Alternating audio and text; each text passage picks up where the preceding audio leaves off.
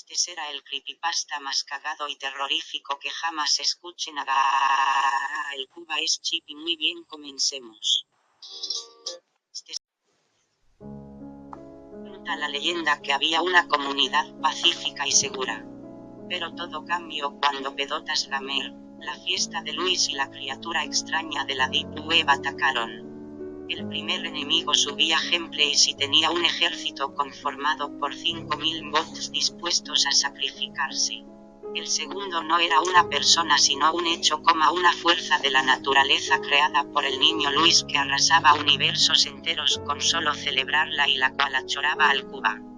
El último y peor era la criatura extraña de la Deep Web, también conocido como Homochipius Cubas, partner del Causa Bombaopithecus, que con su chipidez y sus teorías les hacía frente a todos los chipis del mundo como Ronnie y los Boris. De esta última criatura solo ha sido grabada en vídeo por una persona que murió en el intento y gracias a su sacrificio podemos ver a la criatura. Ya.